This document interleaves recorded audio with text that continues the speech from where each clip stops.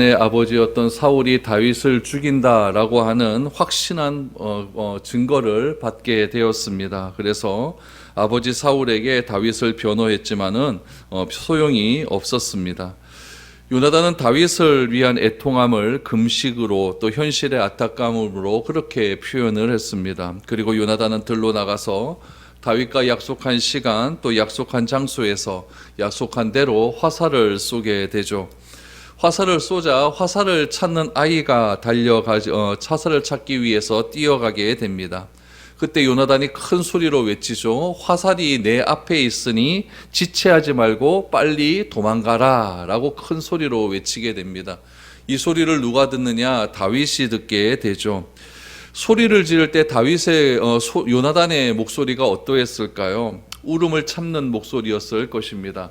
아버지가 자신의 가장 친한 친구인 다윗을 죽인다는 그 사실이 확인되는 순간 요나단의 마음 가운데는 큰 감정의 소용돌이에 빠졌을 것입니다. 그래서 다윗을 향하여서 내 앞에 지금 화살이 달려가고 있으니 빨리 도망가라 라고 하는 울먹이는 목소리로 그렇게 큰 소리로 외쳤을 것입니다. 그 소리를 들은 다윗은 어떠했겠습니까? 다윗도 목이 메었겠죠. 다윗도 목이 메었으면서 감사하는 마음으로 요나단에게 대한 신뢰함을 더욱더 커져가게 했을 것입니다. 다윗은 요나단의 신호에 따라 도망을 갔고 다윗은 에셀 바위 남쪽에서 요나단이 있는 방향으로 3번 절한 후에 이제는 도망자가 되게 됩니다. 그것이 사무엘상 20장 마지막 부분에 관한 이야기입니다. 오늘은 사무엘상 21장에 관한 말씀을 여러분들과 한번 나누어 보려고 합니다. 다윗은 국민적인 영웅이 되었습니다. 국민적인 영웅이 된 원인은 골리앗을 죽인 일, 그 일 때문에 그렇죠. 그리고 그 일로 인하여서 사울 왕의 사위도 되었지만은 지금 현실은 어떻습니까? 지명 수배자가 되고 말았습니다. 여러분 중에 무엇인가 쫓겨본 경험이 있습니까? 무엇에 의해서 계속 도망 다녀본 그런 경험이 있습니까? 쫓기고 도망다닌다라고 하는 마음가짐은 굉장히 감정적으로 불안한 상태일 것입니다. 얼마나 불안하고 또 마음 가운데 스트레스가 그렇게 많이 쌓여 있을 것이고 괴롭겠습니까? 다윗이 이렇게 감정적으로 어려운 처지에 있고 도망자가 된 이유는 무엇입니까? 결국 우리가 성경을 통해서 다윗의 삶에 대한 이야기는 다 알고 있지 않습니까? 그 이유에 대한 한 가지의 결론은 무엇인가요? 결국 하나님께서 다윗을 도망자의 길로 그렇게 부르셨다라고 하는 결론밖에 나오지 않는 것입니다. 하나님께서 일부러 사울로 인하여서 다윗을 왕궁에서 쫓겨나도록 만드신 것입니다. 참 신기한 게 무엇이냐면은 요나단은 왕의 수업을 어디서 받느냐? 왕궁에서 받게 됩니다. 그래서 좋은 스승님과 좋은 환경 속에서 요나단은 그 후계자의 수업을 받고 있습니다. 그러나 기름 부음을 받은 다윗은 어디에서 지금 왕으로서의 수업을 받습니까? 광야에서 받게 된다는 이야기죠. 왕궁에서 훈련받는 것이 아니라 굉장히 힘들고 어려운 광야에서 목숨의 그런 굉장히 어려운 그런 상황 속에서도 광야에서 훈련을 받는다라는 이야기입니다. 여기서 우리가 알 수 있는 사실은 무엇이냐면은 하나님의 사람은 환경이 좋고 편안한 곳에서 안전한 곳에서 훈련받지는 않는다는 이야기입니다. 때가 되면 하나님께서 우리를 훈련하시기 위하여서 틀림없이 광야로 불러내는 그런 때가 반드시 있다는 것을 우리는 기억을 해야 됩니다. 그런 광야의 때가 어려운 삶의 현실이 우리에게 다가오게 되면은 그 현실 때문에 내가 좌절하고 낭망하는 것이 아니라 하나님이신 그 하나님으로 인하여서 내가 그 환경을 우리가 해석할 수 있는 그런 능력들이 필요하다라는 이야기죠. 그것이 바로 믿음의 사람이 취해야 될 태도라는 이야기입니다. 성경에서도 한 사람을 훈련시키기 위해서 광야로 하나님께서 불러내신 경우가 얼마나 많이 있습니까? 모세의 경우를 보십시오. 바로의 양자로 입양이 되어서 40년간 왕궁에서 살았지만 결국 하나님께 이끌리게 되어서 40년간 광야에서 훈련을 받지 않습니까? 아브라함은 어떻습니까? 아브라함을 갈대라 우르에서 자신의 고향인 그곳에서 떠나야만 해서 정처 없이 나그네로서의 그런 삶을 살게 되지 않습니까? 요셉은 어떻습니까? 형들에 의해서 인신매매를 당해 이집트로 팔려가 감옥에까지 가는 그런 삶을 살게 됩니다. 여러분, 이것을 어떻게 이해할 수가 있을까요? 모세, 아브라함, 요셉 다 우리가 본받고 싶은 그런 인물들 아닙니까? 그런데 그런 인물들을 우리가 본받는다라고 할 때 무엇을 보고 본받는다라고 하냐면은 그 사람의 결론을 보고 본받게 됩니다. 아브라함은 믿음의 조상이 되었지. 아브라함은 믿음의 조상이고, 모세는 민족의 지도자가 되었지. 요셉은 총리가 되었지. 그것만 보고 우리가 그 사람을 본받고 싶고, 그 사람처럼 우리 자손들이 잘 청통해질 수 있도록 그렇게 늘 언제나 기도하고 있지 않습니까? 그런데 실로 그들의 삶들을 보면은 여러분 굉장히 힘들고 어려운 삶을 살아가게 됩니다. 40년을 광야에서 보낸다. 여러분 이거 쉽지 않은 그런 삶입니다. 아브라함처럼 자기 집도 없이 그렇게 정처 없이 떠돌아다니는 그러한 삶을 살아간다. 이거 얼마나 어려운 일일까요?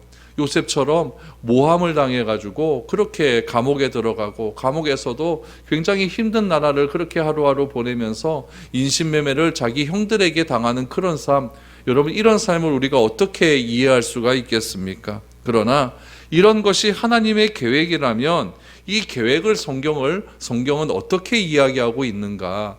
이렇게 어렵고 광야의 삶을 살아가는 믿음의 조상들을 성경은 어떻게 말하고 있는가? 이것을 우리가 발견해야 되는 것이 우리가 성경을 읽는 목적 아니겠습니까? 오늘 본문 속에서도 다윗은 이제 광야에서 굉장히 힘들고 어려운 삶을 살게 됩니다. 그 삶을 하나님께서 어떻게 인도하시고 어떻게 보호하시는가, 거기에 우리가 초점을 맞춰야 되는 것이고, 이 다윗과 같은 사람을 하나님께서 어떻게 변화시키는가, 다윗과 같은 사람을 변화시킨다면 나도 변화될 수 있는 것 아니겠는가, 이런 믿음을 가지고 우리가 오늘 본문을 살펴보아야 될 것입니다. 오늘 21장부터 시작해서 사무엘상이 끝날 때까지 계속해서 다윗의 어려운 고난의 삶이 나오게 됩니다. 이런 삶 속에서 다윗은 어떠한 고백을 하게 될까요? 그런 것들을 하나하나 짚어가면서 나의 삶들을 한번 정리해 갈 수 있는 그런 시간이 되었으면 좋겠습니다. 먼저 1절, 2절 어떤 일이 일어났을까요? 다윗은 어디로 도망을 가게 되었을까요? 1절 2절을 보시죠. 다윗이 노베 가서 제사장 아히멜렉에게 이르니 제사장이 떨며 다윗을 영접하여 그에게 이르되 어찌하여 내가 홀로 있고 함께하는 자가 아무도 없느냐 하니, 다윗이 제사장 아히멜렉에게 이르되 왕이 내게 일을 명령하고 이르시기를 내가 너를 보내는 것과 내게 명령한 일은 아무것도 사람에게 알리지 말라 하시기로 내가 나의 소년들을 이러이러한 곳으로 오라고 말하였나이다 라고 말합니다. 여러분, 놉은 어디에 있는 곳이냐면은 예루살렘 북편에 있는 곳입니다. 요즘의 위치로 보면은 예루살렘 북편에 히브리 대학이 있거든요. 히브리 대학 안에 들어가면은 이스라엘 전체를 볼 수 있는 히브리 대학 전망대가 있습니다. 그곳을 놉이다라고 그렇게 추정을 하고 있습니다. 이 놉에는 무엇이 있었냐면 성소가 있었습니다. 원래 성소는 어디에 위치해 있냐면은 이스라엘 중부 지방에 있는 실로라는 곳에 있었죠. 그런데 실로에 있었던 성소가 블레셋과의 정쟁에서 성소가 다 파괴되었고, 법궤는 블레셋 사람들에게 빼앗기는 그런 일이 일어나지 않았습니까? 그래서 실로에 있던 제사장들이 에봇을 가지고 놉이라고 하는 곳에 가가지고 거기다가 새로운 성소를 건축하게 됩니다. 그래서 사울이 살았던 그런 시대에는 성소가 어디에 있었냐면은 놉이란 곳에 있었다, 예루살렘 북편에 있었다라고 하는 것을 우리가 기억을 해야 됩니다. 지금 다윗이 요나단의 신호에 의해서 도망을 갑니다. 어디로 갔습니까? 놉으로 갔습니다. 우리가 기억해야 될 사항 하나는 무엇이냐면은 다윗이 지금 굉장히 어려움을 만날 때이지 않습니까? 이 어려움을 만날 때 어디로 도망을 갔느냐, 이것을 잘 살펴봐야 됩니다. 다윗이 첫 번째 어려움을 당해서 도망간 곳은 어디였냐면은 사무엘이 있는 라마로 도망을 갔었습니다. 라마나옅, 그곳으로 도망을 가지 않습니까? 그곳으로 도망을 갔다가 사울이 라마나옅에 있는 다윗을 죽이겠다고 그렇게 군사들을 보내고 자기도 찾아왔다가 성령에 취해가지고 막 사울이 빨가벗고 이상한 예언을 한 그런 곳이 있었던 곳이 라마나옅 아닙니까? 사울이 빨가벗고 그렇게 거짓 이상한 예언을 하고 그렇게 있었을 때에 다윗이 도망을 갔었습니다. 이렇게 다윗은 첫 번째로 도망간 곳이 라마나옅이었고, 두 번째 또 어려움이 있었을 때 어디로 도망을 갑니까? 지금 하나님이 계신 성소로 갔다는 것이 굉장히 중요하다라는 것이죠. 우리는 어려움이 있을 때 누구를 찾습니까? 나에게 경제적인 도움을 줄 사람 찾겠죠. 나를 숨겨줄 사람 찾겠죠. 내가 이 사람에게 가면 무엇인가 이득을 얻을 것이다. 그런 사람을 찾겠죠. 그러나 다윗은 도망자가 되었을 때 어디를 찾아가느냐? 하나님을 찾아갑니다. 하나님만이 나의 피난처시오, 하나님만이 나의 요새시오, 하나님만이 나의 산성이라고 하는 그런 굳건한 믿음이 있었기 때문에 다윗이 찾아간 곳은 하나님의 사람을 찾아갔고, 다윗이 찾아간 곳은 성소를 찾아갔다라는 이야기죠. 그러면 여러분, 오늘날은 어떨까요? 오늘 우리가 찾아가야 될 성소는 과연 어디일까요?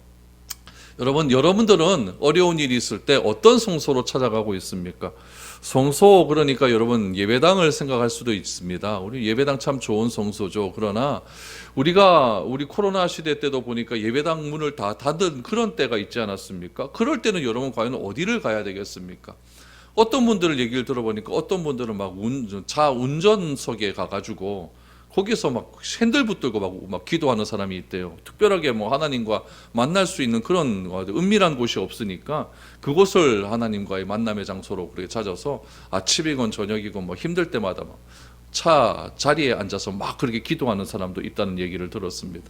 어떤 사람은 도서관, 자기가 사무실 거기에서도 그렇게 기도하는 사람도 있고, 어떤 사람은 옥상에 가서도 그렇게 기도하는 사람이 있다라고 그렇게 말을 하죠.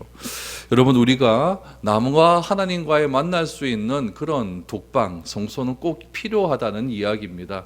그런 곳에서 우리가 하나님을 만나고 하나님을 경험하고 하나님의 위로하심을 받을 때에 하나님께서는 반드시 우리에게 피할 길을 허락해 주신다라는 사실을 꼭 기억하시길 바랍니다. 여러분들이 하나님을 만나는 성소는 과연 어디인가 한번 진지하게 고민해 보시고 여러분들만의 성소를 올 한 해는 꼭 한번 찾아보시기를 바랍니다. 이 노브 땅에 누가 있었는가? 아히멜렉이라고 하는 대제사장이 있었다라고 말하죠. 이 아히멜렉은 누구냐면은 우리 엘리 제사장이 있었죠. 사무엘과 같이 있었던 엘리 제사장. 이 엘리 제사장의 증손자입니다. 증손자이고 엘리의 아들이었던 비느하스의 손자죠. 그래서 사울 당시의 대제사장이었고 아히야와 같은 인물로 그렇게 우리에게 알려져 있습니다. 근데 여러분, 오늘 2절 말씀해 보니까 1절 2절 말씀해 보니까 다윗이 노베에 있는 성소로 갔는데 다윗을 맞이하는 사람이 누구였냐면 대제사장이었던 아히멜렉입니다. 그런데 아히멜렉의 반응이 참 재미가 있습니다. 다윗을 보고 어떠했다라고 말하냐면 두려워했다라고 말합니다. 두려워했다. 왜 그럴까요? 지금 다윗의 얼굴과 행색이 예사롭지가 않거든요. 그리고 다윗 정도 되는 그런 사람이라고 한다면 사울의 왕의 사위이고 또 이 당시에 또 천부장의 직분을 갖고 있지 않습니까? 이 정도 직분이면 여러분 절대 혼자 움직이지 않습니다. 자, 이 수행 비서와 같이 움직이고 군사들과 같이 움직이겠죠. 그런데 다윗은 지금 어떻게 했냐면 행색도 지금 별로 좋지가 않습니다. 좋지도 않고 혼자 왔다는 이야기죠. 그래서 틀림없이 이 아히멜렉 마음 가운데는 이 다윗 가운데 무슨 일이 일어났겠구나라고 하는 그런 생각이 마음 가운데 들었다는 이야기죠. 그래서 묻는 거죠. 왜 혼자 왔습니까? 라고 이렇게 묻는 거죠. 물었을 때 다윗이 무엇이라고 이야기했냐면은 사울 왕이 나에게 비밀리에 무엇인가를 지시한 일이 있는데 그 지시한 일을 수행하기 위해서 내가 이곳에 왔다. 그리고 나와 함께하는 그런 수행 비서들은 조금 있으면 이곳으로 올 것이다 라고 이렇게 거짓말을 치게 됩니다. 지난주에 우리 거짓말에 대한 이야기를 여러분들과 나누지 않았습니까? 이 거짓말을 다윗이 지금 또 하고 있어요. 하고 있는 장소가 어디냐? 교회 성소라는 이야기죠. 이것을 우리가 어떻게 바라봐야 되는가? 우리 좀 더 생각을 해봐야 됩니다. 여러분, 이 다윗이 한 이 행동들을 보면서 우리 유진 피터슨이라고 하는 아주 유명한 성서 신학자가 있거든요. 그분이 다윗을 이렇게 평가를 했습니다. 다윗은 우리가 본받을 만한 행동을 한 적이 없다. 이렇게 얘기를 했어요.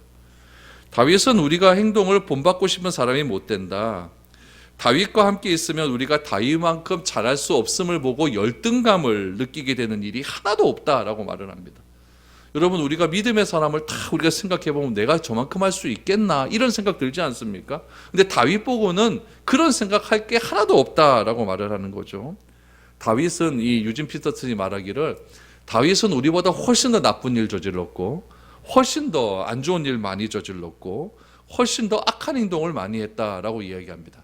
그런데 중요한 것은 그러나 그런 행동을 했음에도 불구하고 다윗은 한 번도 하나님을 떠난 적이 없다라고 그렇게 다윗을 평가합니다. 그래서 다윗의 삶은 이상적인 삶이 아니라 현실의 삶이다라고 이야기를 합니다. 그래서 이 유진 피터슨이라는 사람이 쓴 다윗에 관한 현실 그대로의 삶이라고 하는 그런 책에 보면은 이런 내용이 담겨져 있습니다. 다윗은 이상적인 삶을 살아가는 것이 아니라 현실에 맞는 그런 삶을 살았다라고 말을 하는 거죠. 성경은 다윗을 여러분 이상적인 인물로 묘사하고 있지 않습니다. 사실 그대로, 현실 그대로를 살아간 그런 사람이다라고 말을 하고 있죠. 여러분, 성경에 기록된 다윗의 삶을 통해서 우리가 알아야 할 것은 무엇이냐면은 다윗이 도덕적인 삶을 살았다, 다윗이 윤리적인 삶을 살았다, 그것을 막 높이기 위해서 성경은 다윗에 대한 기록을 남기지 않았다라는 이야기죠. 우리가 성경에서 다윗을 통해서 알 수 있는 사실은 무엇이냐면은 현실 감각을 좀 더 깊게 가져야 된다라는 것을 알게 합니다. 다윗은 슬플 때 슬프다고 말하는 사람이었어요. 기쁠 때 기쁘다고 말을 하는 사람이었죠. 어려울 때 하나님을 간절히 찾는 사람이었고, 괴롭고 슬플 때는 하나님을 향하여 원망을 토해놓는 사람이 다윗이었다라는 이야기죠. 그래서 성경은 다윗을 어떻게 말하고 있느냐, 현실을 그대로 하나님께 말하는 그런 사람이었다라고 말을 하고 있는 것이죠. 이러한 다윗의 삶을 통해서 우리가 알 수 있는 것은, 우리가 기대하는 것은 무엇이냐면은 다윗과 같은 그런 사람도 하나님께서 참으로 하나님 마음에 합한 사람으로 만들어 주셨다고 한다면 나 같은 사람도 하나님께서 합한 사람으로 만들어 주시지 않을까라고 하는 기대감을 갖게 되는 겁니다. 그래서 다윗이 처음부터 그렇게 위대한 사람은 아니었다라는 것을 알게 되는 것이죠. 다윗이 여러분 왜 혼자 왔겠습니까? 믿을 만한 사람이 없기 때문에 그런 것 아니겠습니까? 다윗 주위에 믿을 만한 사람이 누구 있겠습니까? 다윗에 지금 현상금이 걸려 있거든요. 그럼 다윗은 사울에 의해서 지명수배가 되어 있다고 한다면 사방으로 다윗을 감시하는 사람의 눈이 너무나 많았을 것이고, 눈에 띄기만 하면 고발, 신고하는 사람이 얼마나 많이 있겠습니까? 그런데 다윗이 어떻게 많은 사람들과 함께 움직일 수가 있겠습니까? 현실이 그러니까 혼자 올 수밖에 없는 거예요. 여러분, 이런 상황이 다윗이 골리앗을 물리칠 때의 다윗과 다른 상황이겠습니까? 아니면 똑같습니다. 용감하게 다윗이 골리앗과 나와서 싸웠을 때 그 용감함, 하나님을 향한 철저한 믿음의 고백을 했던 그런 다윗의 모습이나, 오늘 성소에 와서 지금 대제사장 앞에서 자기가 살겠다고 거짓말하는 다윗의 모습이나, 여러분 다른 사람이 아니라 똑같은 사람이라는 이야기죠. 그런 똑같은 삶 속이, 그런 삶이 결국 우리의 삶 아니겠습니까? 우리의 모습도 그런 것 아니겠습니까? 얼마나 세상이 두렵습니까? 말 한마디에 마음의 평안함을 다 잃어버릴 때가 얼마나 많습니까? 선지자 엘리야를 보십시오. 엘리야가 850명의 바알과 아세라 선지자가 싸워서 이겼습니다. 얼마나 위대한 승리를 거두었습니까? 그런데 아합왕의 아내였던 이세벨이 말 한마디에 여러분 이 엘리야의 마음이 다 무너져 버립니다. 다 무너지고 엘리야가 했던 일이 무엇이냐면 호렙산까지 막 가갖고 호렙산 떨기나무 밑에 누워서 하나님을 향하여 하나님 나 미치겠습니다. 나 죽여주십시오라고 이렇게 기도하는 사람이 엘리야 아닙니까? 그럼 그런 엘리야를 우리가 뭐라 그럴 수 있습니까? 아닙니다. 엘리야도 인간이거든요. 이런 인간을 하나님께서 어떻게 사용하시고 어떻게 이끌어 가셨는가, 이걸 봐야 될 것 아니겠습니까? 우리들도 그렇다는 이야기예요. 우리들도 좋으면 하나님 찬양하고 조금 어려우면 하나님 어떻게 이럴 수가 있습니까? 이렇게 원망하는 것이 현실에 입각한 우리의 삶이라는 이야기예요. 이런 우리의 삶을 하나님께서 어떻게 이끌어 가시고 어떻게 인도하시는가, 이것을 경험하는 것이 우리의 신앙의 삶 아니겠습니까? 본문에서 중요한 사실은 무엇이냐? 불안하다는 겁니다. 믿을 것이 하나도 없는 상황이라는 것이죠. 불안하고 믿을 것이 하나도 없는 그런 상황 속에서 다윗이 찾은 곳은 어디였느냐? 성소, 하나님이었다는 사실, 이것이 중요하다는 이야기죠. 그러므로 우리들도 두렵고 떨리고 도무지 믿을 사람 하나도 없을 때 우리가 찾아야 할 것은 바로 하나님밖에 없다라는 사실을 기억하시기를 바랍니다. 그럼 다윗이 성소에 와서 뭐 했을까요? 3절 4절 보시죠. 이제 당신의 수중에 무엇이 있나이까? 또 5덩이나 무엇이나 있는 대로 내 손에 주소서 하니, 제사장이 다윗에게 대답하여 이르되 보통 떡은 내 수중에 없으나 거룩한 떡은 있나니 있나니 그 소년들이 여자를 가까이만 하지 아니하였으면 주리라 하는지라.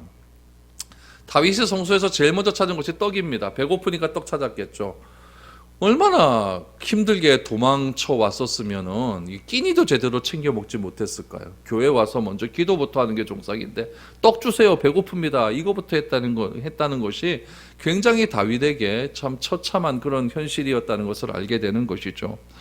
그런데 이 거룩한 떡이 있다라고 이야기를 하는데, 이 거룩한 떡은 진설병이거든요. 이거는 여러분 함부로 먹을 수 있는 떡이 아닙니다. 레위기 24장 9절 말씀에 보면은 이 진설병에 대해서 이렇게 설명을 하고 있습니다. 레위기 24장 9절입니다. 이 떡은 아론과 그의 자손에게 돌리고 그들은 그것을 거룩한 곳에서 먹을지니 이는 여호와의 화제 중 그에게 돌리는 것으로 지극히 거룩함이니라. 이는 영원한 규례니라 라고 말합니다. 그러니까 성소 안에 있는, 성막 안에 있는 이 떡은 누구만 먹을 수가 있느냐? 아론과 그의 자손에게만 먹을 수 있는데 어디서 먹을 수 있느냐? 거룩한 곳, 그러니까 성막 안에서만 먹을 수 있는 거예요. 이것을 지금 제사장이 좀 다윗에게 주겠다라고 하는 것이죠. 이렇게 생겼습니다. 이거 제가 어디서 찍어왔는데, 이스라엘에 가면은 팀나 파크라고, 이스라엘 제일 남쪽에 팀나 파크라고는 굉장히 큰 공원이 있어요. 거기 가면은 이스라엘 성막을 성경 그대로 지어놓은 모형이 있습니다. 그 성막 안에 들어가면 저곳이 오른쪽 편에 딱 있는 것이죠. 떡이, 빈대떡 같은 떡이 있는데 하나에 6개씩 쌓여 있습니다. 6개씩 12개가 쌓여 있습니다. 왜 12개일까요? 12지파니까요. 그렇죠? 그래서 12개 쌓여 있는 거죠. 그래서 저거를 안식일이 되면 교체를 합니다. 그러니까 안식일마다 저것을 갖다 놓고 안식일이 되면 저 제사장들이 저걸 먹고 이렇게 하는 것이죠. 저런 떡이 있었는데 그것을 지금 다윗에게 지금 아히멜렉이 주었다라고 말을 합니다. 주는데 한 가지 조건을 붙이죠. 지금 당신이 여자와 가까이 한 적이 있느냐라고 물어요. 그랬더니 다윗이 얘기하죠. 지금 도망가기 바빠 죽겠는데 지금 여자 가까이 할 시간이 어디 있습니까? 이렇게 대답을 하죠. 그랬더니 다윗에게 이 떡을 줍니다. 그럼 여러분, 다윗과 아히멜렉과의 그런 아히멜렉과의 대화 속에서 우리가 알 수 있는 것은 무엇이냐면은, 다윗은 성소에서 뭐 합니까? 거짓말 칩니다. 그렇죠? 그러면 이 대제사장은 뭐 합니까? 율법의 규정을 어깁니다. 둘 다 잘못하는 거예요. 둘 다 굉장히 잘못된 일을 하고 있죠. 그런데 이 사건을 예수님께서 그대로 인용을 해 오십니다. 어떻게 인용을 해 오시냐면은, 제자들이 안식일에 길을 가다가 배가 너무 고팠나 봐요. 그래서 밀밭을 지나가다가 밀밭을 이렇게 까부려 가지고 밀을 좀 먹었어요. 그걸 가지고 바리새인들이 시비를 걸기 시작하는 것이죠. 몇 가지 시비를, 첫 번째 시비는 뭐냐면 율법의 규정을 어겼다라는 거죠. 안식일에 이거 비비면 안 되는데 율법의 규정을 어겼다. 두 번째, 음식을 먹을 때는 반드시 손을 씻어야 되는데 손을 안 씻고 먹었으니까 이것도 규정을 어겼다. 이런 것들을 예를 들면서 예수님과 제자들을 굉장히 지금 어려운 가운데 지금 핍박을 하기 시작했습니다. 그때 예수님께서 이 율법의 정신에 관한 이야기를 마태복음 12장 3절 4절에서 이렇게 이야기를 합니다. 마태복음 12장 3절 4절 한번 보시죠. 예수께서 이르시되 다윗이 자기와 그 함께한 자들이 시장할 때에 한 일을 읽지 못하였느냐? 그가 하나님 전에 들어가서 제사장 외에는 자기나 그 함께한 자들이 먹어서는 안 되는 진설병을 먹지 아니하였느냐라고 말을 하고 있습니다. 예수님은 다윗이 성소에서 이 떡을 먹은 것을 예를 들면서 이 율법이라고 하는 것이 무엇인지를 분명하게 지금 말을 하고 있는 겁니다. 율법의 규정에는 무엇이라고 나와 있냐면은, 이 떡은 누구만 먹을 수 있냐? 아론과 그의 자손만 먹을 수가 있고, 레위기에서 그것을 먹을 수 있는 장소는 어디냐? 거룩한 곳에서만 먹을 수 있다라는 것이죠. 그런데 예수님께서는 이 다윗이 그 성소에 떡을 먹지 않았느냐? 그렇다면은 다윗도 율법을 어긴 것이 아니냐? 이렇게 얘기할 수 있는데, 이렇게 할 수밖에 없는 그 율법의 정신이 무엇인지를 예수님은 가르쳐 주고 있는 거예요. 그래서 예수님께서는 그 뒤에 편에 보면 무엇이라고 나오냐면은, 호세아 6장 6절 말씀을 그대로 인용을 하십니다. 호세아 6장 6절에 보니까 이렇게 나와요. 나는 인애를 원하고 제사를 원하지 아니하며 번제보다 하나님을 아는 것을 원하노라 라고 이야기를 하고 있습니다. 여러분, 오늘날의 시대나 예수님 당시 시대나 또 다윗 시대나 늘 존재하는 것은 무엇이냐면은, 율법에 묶인 사람과 율법에서 자유로운 사람이 존재합니다. 율법에 묶인 사람을 무엇이라고 하냐면은 율법주의자라고 이야기를 하고, 율법에서 자유로운 사람을 오늘날 시대에는 무엇이라고 이야기하냐면 자유주의자라고 이야기를 합니다. 그럼 오늘날 우리는 어디서 살아가느냐, 어느 위치에 살아가느냐? 율법주의자, 율법에 묶인 자와 율법에서 완전히 율법이 필요 없다는 사람이죠. 율법에서 자유로운 사람, 그 중간쯤에서 우리는 신앙생활을 하고 있는 거예요. 그러니까 갈라디아서도 보면 율법에 묶인 사람을 향하여서 바울이 그렇게 지금 변증하고 있는 것 아니겠습니까? 더 이상 율법에 묶이지 말며 살아라 라고 얘기하는 것이죠. 그럼 이 율법의 정신이 무엇이냐? 아까 호세아 6장 6절 말씀에서 나는 인애를 원한다. 그리고 제사를 원하지 않는다. 번제보다 하나님을 아는 것을 원한다 라고 말을 합니다. 그러면은 이 말씀을 가만히 보면 하나님은 제사를 드리는 것을 원하지 않는가? 이렇게 오해할 수가 있는데, 하나님께서 이렇게 말씀하신 이유는 무엇이냐면 그 당시 사람들이 제사를 엉망진창으로 드렸기 때문에 그렇습니다. 제사 드릴 때 하나님께서 원하는 방법으로 제사를 드려야 되는데 그 방법이 뭐냐면 인애라는 거예요. 인애라고 하는 히브리어가 뭐냐면 헤세드 아닙니까? 헤세드. 이 헤세드라고 하는 말이 굉장히 번역이 많아요. 번역이 많은데 마태복음 12장에서 나오는 나는 인애를 원한다라고 했을 때 예수님께서 말씀하신 그 인애는 무엇을 이야기하냐면은 자비와 긍휼을 얘기합니다. 사람을 향한 자비와 긍휼이에요. 그것이 하나님께서 말씀하신 인애라는 이야기죠. 그러니까 하나님은 제사 드리는 것보다 사람을 향한 긍휼함을 더 필요하다라는 이야기죠. 번제보다 중요한 것은 하나님을 바로 알고 번제를 드리는 것이 더 중요하다라는 거죠. 그래서 율법이라는 것은 하나님께서 주신 것이고, 그럼 하나님께서 왜 주셨느냐? 그 이유를 제대로 알아라라는 이야기 아니겠습니까? 왜 주셨습니까? 인애, 긍휼, 사람을 긍휼히 여기는 그런 마음 때문에 율법을 허락해 주셨다라는 이야기죠. 우리도 마찬가지입니다. 우리도 신앙생활을 하면서 사람에 대한 긍휼과 자비가 없으면 우리는 종교인으로 빠질 수밖에 없습니다. 그냥 종교화되어 버리는 거죠. 왜 그러냐면 이것이 율법을 주신 본질이기 때문에 그렇습니다. 제사장 아히멜렉이 다윗에게 떡을 준 것은 율법의 의미로 보면 율법을 어겼습니다. 율법 문자 그대로 보면 율법을 어긴 것이죠. 그러나 율법의 본질적인 의미인 인애, 긍휼, 자비의 의미로 본다면은 이것은 다윗을 사랑하고 사람을 사랑한다는 의미에서 떡을 준 겁니다. 그런 의미에서 율법을 지킨 것이죠. 또 하나, 다윗은 지금 성수에서 뭘 어겼냐면 거짓말을 했습니다. 거짓말은 10계명 중에서 9번째 계명을 어긴 것 아니겠습니까? 여러분 10계명은 내가 선택해서 내가 지킬 수 있는 것 지키고 내가 지키지 못하는 것 지키지 않는다 이런 게 아니에요. 이거는 절대적인 겁니다. 그럼 다윗의 거짓말은 어떻게 봐야 되는가? 지난주에도 제가 말씀드리지 않았습니까? 믿음의 거짓말이 있다고 했습니다. 그 믿음의 거짓말이 무엇이냐면은 생명을 지켰고 구원에 이르고 사람을 살리는 거짓말이 믿음의 거짓말이라고 했어요. 이런 경우죠. 저희 어머니가 요즘 머리가 좀 왔다 갔다 해요. 그래서 포항에 가서 이걸 찍어봤어요. 찍어봤더니 선생님이 뭐라고 이야기하냐면 조금 신경을 좀 쓰셔야 될 것 같습니다 라고 이야기를 해요. 안 그러면 더 나빠집니다 라고 이야기를 하더라고요. 그럼 제가 선생님의 말을 들었어요. 이건 진짜 들었거든요. 듣고 나면은 제가 어머니에게 뭐라고 이야기를 할까요? 어머니 이러다가 어머니 이제 큰일 난대요. 어머니 완전히 이제 정신도 안 되고 이제 막 심각해져요. 그러니까 어머니 잘해야 됩니다. 이렇게 얘기하겠습니까? 아니에요. 그렇게 얘기 안 합니다. 그렇게 얘기 안 하죠. 뭐라고 얘기했을 것 같아요? 선생님 말씀 잘 듣고 선생님 말씀대로만 잘하면은 더 이상 악화 안 된대요. 이렇게 얘기를 하는 거죠. 그럼 저는 뭡니까? 엄마 앞에서 거짓말한 거 아닙니까? 이거 어떻게 해석해야 될까요? 여러분 우리가 생각해야 될 것은 무엇이냐면은 이 율법의 목적은 생명과 공동체에 있는 거예요. 율법의 목적은 사람을 죽이기 위해서 있는 것이 아니라 살리기 위해 있는 것이고, 율법은 한 공동체를 파괴시키기 위해 있는 것이 아니라 살리기 위해 있다는 것을 꼭 기억하셔야 됩니다. 사울이라고 하는 왕은 사람의 생명을 죽이려고 하고 있고 이스라엘 공동체를 파괴하려고 하고 있는 거예요. 그 행위 때문에 일어난 거짓말이라는 이야기죠. 그 행위 때문에 일어난 아히멜렉의 율법을 어긴 행동이었다는 이야기예요. 거짓말은 여러분 절대로 합리화될 수가 없습니다. 나의 이득과 나의 욕심과 나의 합리화를 하기 위해서 하는 거짓말은 여러분 철저하게 해서는 안 되죠. 그러나 이런 거짓말은 다르다는 이야기입니다. 율법과 율법이 없어도 된다고 하는 그 사이에서 우리는 신앙생활을 하면서 치열하게 우리는 전쟁을 하고 있습니다. 우리가 신앙생활할 때 여러분 차라리 이렇게 신앙생활하라고 하면 쉽죠. 성경 말씀 글자 그대로 따라라 라고 하면 쉽습니다. 그럼 그대로 하면 되거든요. 근데 성경은 어떻게 얘기하는 그 정신을 이야기하고 있거든요. 그러니까 자꾸 어려워지는 거예요. 아히멜렉은 결국 어떻게 되는지 아십니까? 다윗에게 떡을 줬다는 이유로 오늘 7절에 나오는 도액이라고 하는 사람이 나온다. 이 도액이라고 하는 사람 다음 주에 얘기 드립니다. 이 도액이라고 하는 사람 때문에 아히멜렉은 죽습니다.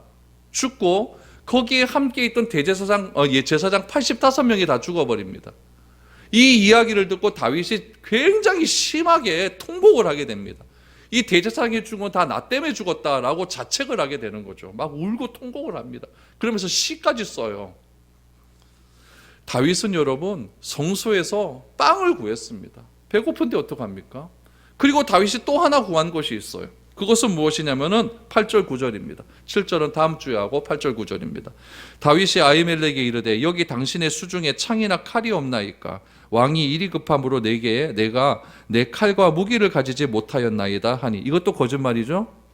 제사장이 이르되 내가 엘라 골짜기에서 죽인 블레셋 사람 골리앗의 칼을 보자기에 싸서 에봇 뒤에 있으니 내가 그것을 가지려거든 가지라. 여기는 그것밖에 다른 것이 없느니라 하는지라.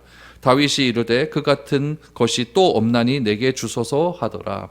다윗은 지금 성소에서 하나님 앞에 가서 두 가지를 요구합니다. 하나는 빵, 하나는 칼입니다. 이런 빵과 무기, 이 떡과 무기는요 우리가 살아가는데 꼭 필요한 거예요. 여러분 우리가 돈 없이 살 수 있습니까? 돈 있어야 살죠. 돈은 꼭 필요한 얘기예요. 이건 결국 뭐냐면 떡이란 얘기예요. 빵이란 얘기죠. 먹고 살아가야 되니까요. 칼은 뭘까요? 칼은요. 칼은 내가 하나님의 말씀을 받고 예수님은 내가 곧 떡이요. 내가 떡이라고 얘기했으니까. 우리가 성소에 와서 예배에 와서 하나님의 말씀을 받아서 생명의 떡을 먹고 그 말씀을 가지고 내가 세상에서 어떻게 싸워가야 되는가? 성령의 검이에요. 세상과 대항해서 이겨야 될 것 아니겠습니까? 우리가 늘 교회에 와서 구해야 될 것은 이 두 가지를 구해야 됩니다. 하나님 일용할 양식을 좀 주십시오. 그리고 세상에 나가서 싸워 이길 수 있는 힘을 주십시오. 주기도문에도 그대로 나옵니다. 우리를 시험에 들게 하지 마시옵고 다만 악에서 구하시옵소서. 이것이 여러분 칼이라는 이야기예요. 다윗은 사울에게 쫓겨서 성소로 갔지만 이 시대에 우리에게 동일하게 요구되는 것은 무엇이냐? 우리도 늘 무엇인가 쫓기고 살아가고 있습니다. 뭘 쫓기고 살아가고 힘들게 살아가지만 우리가 예배를 통해서 우리가 얻어야 될 것은 무엇이냐면 빵을 얻어야 됩니다. 떡을 얻어야 돼요. 또 떡이신 예수님을 만나고 그분이 주시는 약속, 그것이 무엇일까요? 그것이 바로 칼이에요. 그 칼을 소유함으로 우리가 쫓기듯 살아가는 이 세상 속에서 이 세상에서 그 쫓김을 우리가 물리치고 이길 수 있는 힘을 거기서 얻어야 된다는 이야기죠. 이것이 성소에서 우리가 구해야 될 두 가지라는 이야기입니다. 어떤 어려움 속에서도 성소에서 경험한 이 떡과 칼을 항상 기억하시기를 바랍니다. 우리가 매주일 나와서 드리는 예배 시간을 통해서 수요일 날 드리는 예배를 통해서 새벽마다 드리는 예배를 통해서 우리가 구해야 할 것은 떡과 칼입니다. 이것이 여러분 삶 가운데 여러분 풍성한 것으로 나타날 수 있기를 바랍니다. 그래서 일용할 양식을 우리가 얻을 수 있는 그런 체험들이 여러분 떡을 통해서 얻게 되기를 바랍니다. 그리고 시험에 들 때마다 하나님의 말씀인 이 성령의 검을 가지고 그런 모든 시험들을 이길 수 있는 능력이 여러분 삶 가운데 나타나기를 바랍니다. 그것이 우리가 예배드림으로 신앙생활하면서 날마다 구해야 될 것 두 가지다라는 이야기죠. 이러한 은혜가 우리 삶 가운데 늘 언제나 넘쳐날 수 있기를 축복드립니다.